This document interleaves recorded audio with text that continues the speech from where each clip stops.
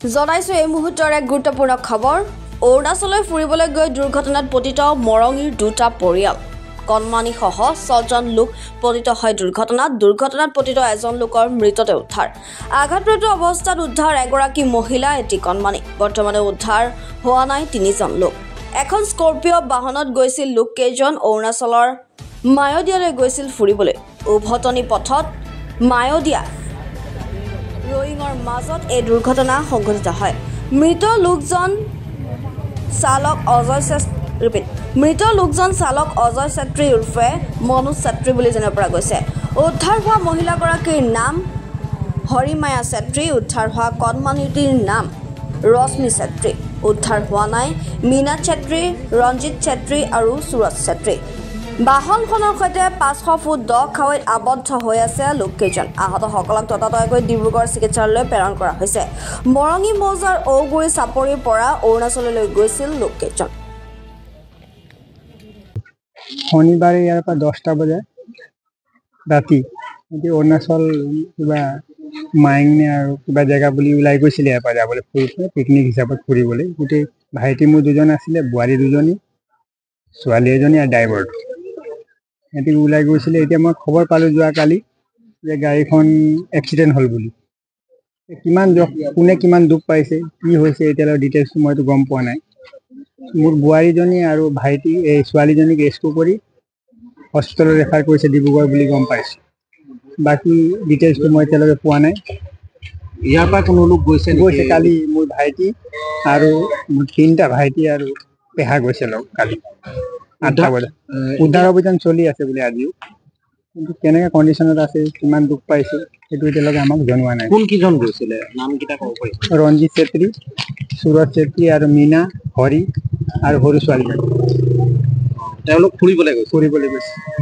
গোটেইকেইটা মোৰ ভাইটি কেতিয়া দুৰ্ঘটনাটো ঘটে বুলি জানে প্ৰায় 5:30 মানৰ ভিতৰত যোৱাকালি মই খবৰ পোৱা মতে কি গাড়ী লৈ গৈছিলে স্কৰ্পিঅ' ঘৰৰে খবৰ পাইছিলোঁ যোৱা 5:30 মান বজাত আমি খবৰ পাইছিলোঁ তেওঁলোকে ৰয়িং আৰু মায়দিয়াৰ মাজতে এক্সিডেণ্ট এটা হৈছে বুলি তেখেতসকলৰ 3জন উদ্ধাৰ হৈছে বুলি আমি ইতিমধ্যে খবৰ পাইছোঁ আৰু 2জন মেডিকেল হৈ আছে বুলি খবৰ পাইছোঁ বাকী 3জন এতিয়ালৈকে উদ্ধাৰ চলি আছে বুলি আমি ইতিমধ্যে গম পাইছোঁ বাকী সিহঁতি পৰিয়ালৰ লোকো গৈছে স্পটত যাব পৰা নাই এতিয়ালৈকে স্পটত যোৱাৰ পাছতহে বাকী আমি খবৰখিনি পাম উদ্ধাৰ হোৱা কোন লোক মৃত্যু হৈছে বুলি জানে মোৰ চালক দুজন আছিলে মনোজ চেত্ৰী মাহীয়েকৰ ল'ৰা আছিলে পৰিয়ালটো মাহীয়েকৰ যি পৰিয়ালটো কৈছিলে তেখেতৰ মাহীয়েকৰ ল'ৰা তেখেতৰ মৃত্যু হৈছে বুলি খবৰ পাইছোঁ এতিয়ালৈকে বাকী উদ্ধাৰ যিজন নাই হোৱা কিবা খবৰ তেনেকুৱা আমি পোৱা নাই উদ্ধাৰ চলি আছে বুলিহে খবৰ পাইছোঁ আৰু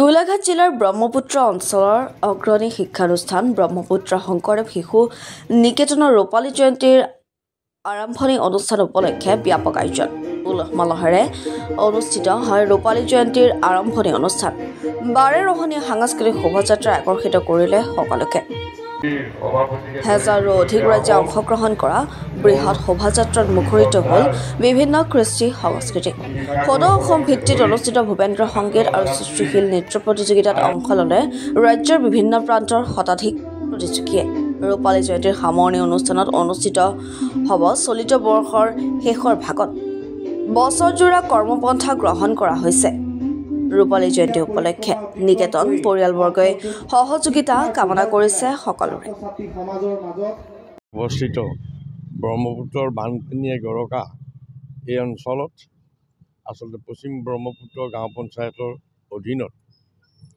ব্ৰহ্মপুত্ৰ শংকৰদেৱ শিশু নিকেতন শিক্ষাৰ ক্ষেত্ৰত এক স্তম্ভ হিচাপে ইয়াত আছে আৰু এই শিক্ষাৰ অনুষ্ঠানভাগিত সকলো ৰাইজ ছাত্ৰ ছাত্ৰী শিক্ষক সকলোৰে অংশগ্ৰহণ আজি ৰূপালী জয়ন্তীত মই অতি আনন্দ পাইছোঁ ইয়াৰ দ্বাৰা এটা কথা প্ৰতীয়মান হৈছে যে অঞ্চলৰ ৰাইজে শিক্ষাৰ এক অনুষ্ঠান সুন্দৰভাৱে গঢ় লৈ আগুৱাই লৈ যাব সেইখিনি আশা কৰিছে আজিৰ ৰূপালী জয়ন্তী উৎসৱত এইটোৱেই প্ৰতীয়মান হৈছে যে বিদ্যালয়খনৰ ভৱিষ্যত সুন্দৰ হ'ব আৰু আমিও এই অঞ্চলৰ প্ৰতিনিধি হিচাপে ব্ৰহ্মপুত্ৰ শংকৰদেৱ শিশু নিকেতনৰ ভৱিষ্যত উজ্জ্বল কামনা কৰিছোঁ।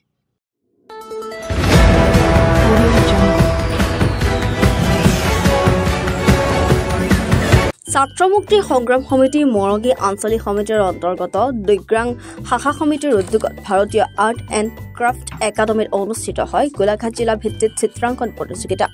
যথেষ্ট সংখ্যক প্ৰতিযোগীয়ে অংশগ্ৰহণ কৰা প্ৰতিযোগিতাখনি শুভাৰম্ভ কৰে ছাত্ৰ মুক্তিৰ সংগ্ৰাম সমিতিৰ কেন্দ্ৰীয় সমিতিৰ সহকাৰী সাধাৰণ সম্পাদক পিণ্টু গগৈ।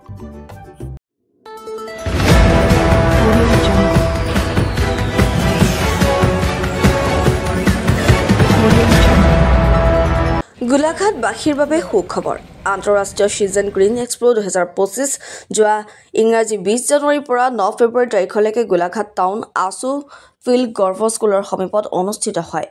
এই বাণিজ্য মেলাখনত ইয়াৰ বিভিন্ন দেশৰ আফগানিস্তানী ড্ৰাই ফ্ৰুট, বাংলাদেশৰ মেলাময়, জয়পুৰৰ ৰাজাই, কাশ্মীৰৰ চুইজাৰ পিচ আৰু কাশ্মীৰৰ শ্বল, উত্তৰ প্ৰদেশৰ কাৰ্পেট, পাঞ্জাৱৰ জুতি, পাঞ্জাৱ আৰু হাৰিয়ানাৰ বিছনাচাদৰ, বেড কভাৰ, লগতে অসমৰ ধেমাজিৰ মুগা মেখেলা চাদৰ, অসমীয়া গহনা, মণিপুৰ গহনা, কলকাতা গহনা, কলকাতাৰ আচাৰ, কৰঙাৰ দা কটাৰী, অসমীয়া থলুৱা জুতি লগা খাদ্য সামগ্ৰী আৰু কণ কণ শিশুসকলৰ বাবে মিকি মাউচৰ জাম্পিং ইত্যাদি উপলব্ধ আছে। এতিয়া আমাৰ হেণ্ডমেড হয়, ধেমাজিৰ পৰা আহিছোঁ মই। আৰু আমাৰ নুনি পাব আৰু পিয়ৰ মুগা পাব, উকা মেখেলা, ফুলৰ মেখেলা, চাদৰ, বিভিন্ন ধৰণৰ এইবোৰ চাদৰ পাব। ধুনীয়া আপুনি ভাল পিয়ৰ টচৰ ধেমাজিত বোৱা এয়া চব পিয়ৰ টচ হয়, কিন্তু মুগাৰ নিচিনা আপুনি কাপোৰ কোৱালিটি ভাল পাব আৰু পিয়ৰ মুগা পাব। আপোনাৰ ফুলৰ আছে, এইটো পিয়ৰ মুগা 100% পিয়ৰ, আপোনাৰ এডাল সূতাৰো মিক্স নাপাব, 100% পিয়ৰ এইবোৰ। এইটো আৰু আপোনাৰ এইবিলাক আছে পিয়ৰ টচৰ হয়, এইটো হেণ্ডমেড মাটিশালত বোৱা। এইবিলাক আছে মাটিশালত বোৱা, এইটো ৰেডি টু ৱেৰো পাব, এইবিলাক চব ৰেডি টু ৱেৰ পাব। মিচিং যোৰা আছে আৰু এইবিলাক আছে পিয়ৰ টচৰ মাটিশালত বোৱা। এইটো আছে আপোনাৰ মাটিশালত বোৱাটো হ'লে মানে আপোনাৰ কোৱালিটিটো ভাল পাব, আপুনি চুলে নিজে চালেই গম পাব যে এইটো মাটিশালত বোৱাটো হ'লে আপোনাৰ 9,000 ফুল চাই দাম হয়, আমাৰ 9,000। এনেই আপোনাৰ উকা যোৰাটোৱে আপোনাৰ 6,500 হয়। আপোনাৰ ফুলৰ হ'লে ফুল চাইহে দাম হ'ব। আৰু মিচিং ফুলৰ হ'লে এইবিলাক ৰিবি যোৰা আছে, এইবিলাক ৰিবি যোৰা মিচিং হেণ্ডমেড হয়। আৰু মিচিং ফুলৰ এইবিলাক আছে হেণ্ডমেড, 3500 কম, তাৰ ভিতৰতো ডিছকাউণ্ট হ'ব, কমত পাব। আপুনি যিমান পাৰে আপুনি ইমান দাম নাপায়, আপুনি মানে চিল্কাইলৰ যিটো আপুনি দোকানৰ দাম সেইটো আপুনি নাপাব, ইয়াত কমত পাব। এইটো হেণ্ডমেড, এইবিলাক চব হেণ্ডমেড মাটিশালত বোৱা কাপোৰ হয়। আহিব, আমি যিমান পাৰো আপোনালোকক কমাই দিম।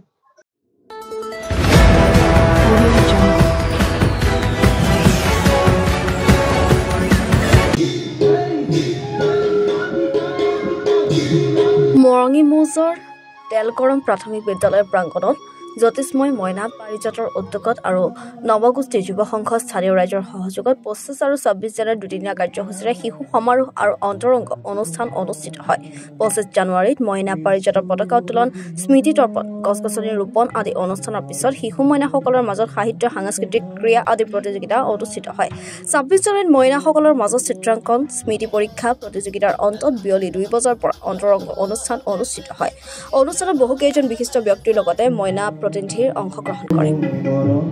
জ্যোতিষ্ময় মইনা পাৰিজাতৰ সভানেত্ৰীৰ দায়িত্বত আছো। জ্যোতিষ্ময় মইনা পাৰিজাত আমাৰ সমূহ তেলগৰম গাঁৱৰ এটি অনুষ্ঠান শাখা আৰু নুমলীগড় আঞ্চলিক মইনা পাৰিজাতৰ এটি শাখা। আজি আমি আহি 1994 চনত গঠিত হোৱা জ্যোতিষ্ময় মইনা পাৰিজাতে আজি আহি আমি 30টা বছৰ অতিক্ৰম কৰিলো।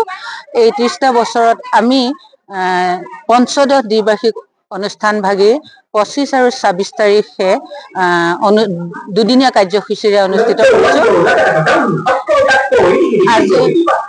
আজি শেষ দিন। এই অনুষ্ঠান ভাগি অনুষ্ঠিত কৰিবলৈ পাই আমি আনন্দিত হৈছো, কিয়নো শিশুসকলৰ মানসিক, বৌদ্ধিক আৰু শাৰীৰিক বিকাশত যথেষ্ট সহায় হয় আৰু এই অনুষ্ঠানভাগি অনুষ্ঠিত কৰিবলৈ যাওঁতে আমি জ্যোতিষ্ময় মইনা পাৰিজাতৰ মেইন কমিটিখন উদযাপন সমিতিৰ বিষয়ববীয়া আৰু সমূহ ৰাইজ অভিভাৱক আৰু নৱজ্যোতি যুৱ সংঘৰ যুৱকসকল আমাৰ লগত আছে, সহযোগিতা আগবঢ়াইছে আৰু তেখেতসকলক মই এপাহতে ধন্যবাদ জ্ঞাপন কৰিছোঁ। নিউজ আৰু নিউজ প্লাছে যি আমাৰ এই অনুষ্ঠানভাগি প্ৰচাৰ কৰিবৰ বাবে আমাক যিকণ সুবিধা দিছে তাৰ বাবে জয়তে তেখেতসকলক ধন্যবাদ জ্ঞাপন কৰিছোঁ। জ্যোতিষ্মান মইনা পাৰিজাতৰ পঞ্চদশ দ্বিবাৰ্ষিক সমাৰোহৰ আমি দুদিনীয়া কাৰ্যসূচীৰে উদযাপন কৰিবলৈ লৈছোঁ, তাৰে আজি দ্বিতীয় দিন। জ্যোতিষ্ময় মইনা পাৰিজাত আৰু স্থানীয় ৰাইজে এইবাৰ এই সমাৰোহৰ উদযাপন সমিতিৰ সভানেত্ৰীৰ দায়িত্ব আমাক দিয়াৰ বাবে তেখেতসকলক ধন্যবাদ জ্ঞাপন কৰিছোঁ, কাৰণ তেখেতসকলৰ জৰিয়তে মইনাসকলক এখনি মঞ্চ দিবলৈ আমি সক্ষম হ'লোঁ। যিহেতু আমি সকলোৱে জানো যেতিয়া আমি মইনা পাৰিজাতৰ মইনা আছিলোঁ তেতিয়াৰ সামাজিক পৰিৱেশ আৰু বৰ্তমানৰ পৰিৱেশ বহুত বেলেগ। বৰ্তমানৰ পৰিৱেশ আচলতে চাৰিওফালে বেয়াৰ ফালে ধাৱমান হৈছে, সেয়া আমি সকলোৱে জানো।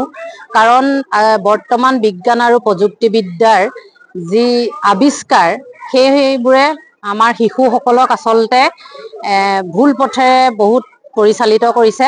তাৰ বাবে আমি অভিভাৱিকা সকলো জগৰীয়া। গতিকে আমি যদি মাজে মাজে মইনা পাৰিজাতৰ দৰে অনুষ্ঠান অনুষ্ঠিত কৰি শিশুসকলক যদি এনেকুৱা এখন মঞ্চ দিব পাৰোঁ তেতিয়াহ'লে অলপ হ'লেও বিজ্ঞান আৰু প্ৰযুক্তিবিদ্যাৰ যিটো আৱিষ্কাৰ যাক আমি হাতৰ মুঠিতে লৈ ফুৰিব পাৰোঁ, হাতৰ মুঠিতে পৃথিৱীখন পাওঁ, তাত ভাল বেয়া সকলো থাকে।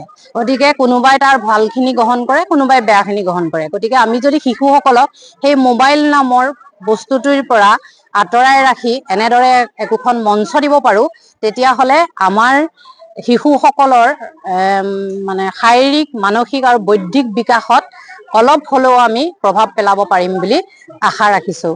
গতিকে অনাগত দিনতো যাতে সকলো ৰাইজৰ আশীৰ্বাদ সহযোগত আমি শিশুসকলক একোখন এনেদৰে যাতে মঞ্চ দিব পাৰোঁ তাৰ বাবে সকলোৰে আশীৰ্বাদ আৰু শুভেচ্ছা বিচাৰিছোঁ। আৰু আপোনালোক সকলোৱে নৱগোষ্ঠী যুৱ সংঘ আৰু স্থানীয় ৰাইজে আমাক এই অনুষ্ঠানটি অনুষ্ঠিত কৰাত সকলো ধৰণে সহায় সহযোগ আগবঢ়োৱাৰ বাবে আপোনালোকৰ চেনেলৰ জৰিয়তে সকলোকে ধন্যবাদ জ্ঞাপন কৰিছোঁ।